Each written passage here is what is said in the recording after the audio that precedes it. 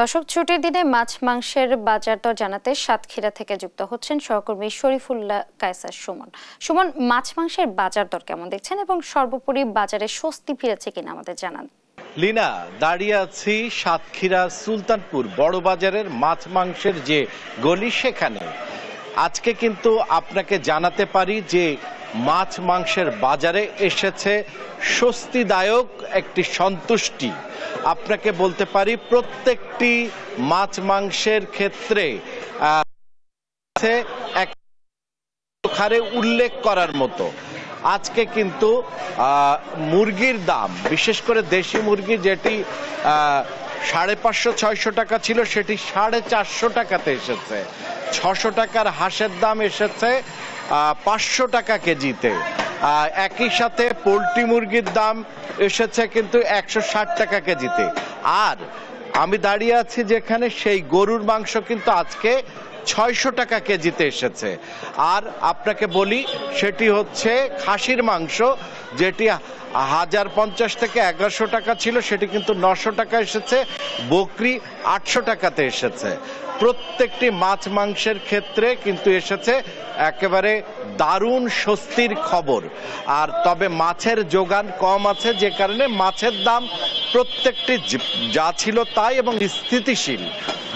আমি একটু এখানে ক্রেতা এবং বিক্রেতাদের সাথে কথা বলার চেষ্টা করছিলি না, এবং তাদের আসলে আজকে এই যে দেখলাম যে মাছ এবং মাংসের দাম, বিশেষ করে মাংসের দাম, আপনি গরুর মাংস বিক্রি করছেন, একটু এত কম হওয়ার কারণ কি? বেচাকেনা একটু কমে, গরুর মাংসের দাম একটু কম বিক্রি হচ্ছে। আর আমরা এই কোয়ালিটির পরে নির্ভর করতেছি, আমরা ওই হাড় চর্বি সহ 600 টাকা কেজি বিক্রি করতেছি।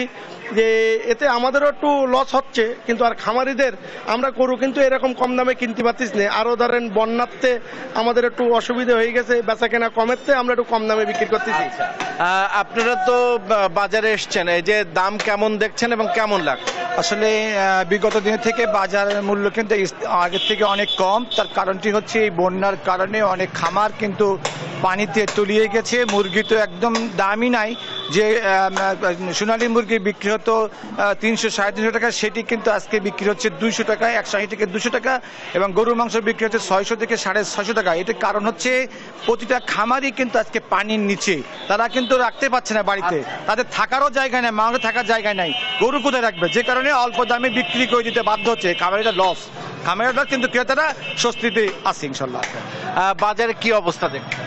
যে বাজারের অবস্থা যদি বলেন, তো আমি বলবো যে মাংসের বাজারের অবস্থা আগের তুলনায় একটু সন্তোষজনক। আমরা মাইকিং করা হচ্ছে, মাইকিং শুনে কিন্তু আমি আসলে বাজারে এসেছি মাংস কেনার জন্য। তো এখানে এসে যেটা দেখছি যে মাংসের দাম তুলনামূলক কমলেও এখানে খামারিরা কিন্তু লোকসানের শিকার হচ্ছে, কেননা গোখাদ্যের দাম বা যে পরিচর্যার মূল্য সেটা কিন্তু আসলে কমেনি। আর বাজারে এসে যে জিনিসটা আমি দেখলাম, যে তুলনামূলক কিন্তু ক্রেতার উপস্থিতিও কম, অর্থাৎ বলা যায়। শুনছিলাম লিনা যে পরিবর্তিত সময়ে পরিবর্তিত দাম।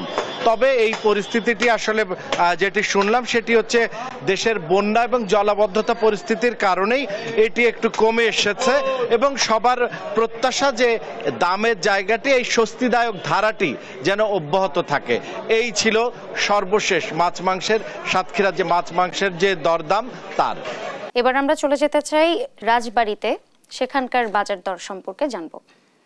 দর্শক, রাজবাড়ী থেকে আমাদের সঙ্গে যুক্ত হচ্ছেন সহকর্মী শফিকুল ইসলাম শামীম। শামীম, সেখানকার বাজার অবস্থা বলেন, শাকসবজির দামের কেমন অবস্থা সেটা জানতে চাই।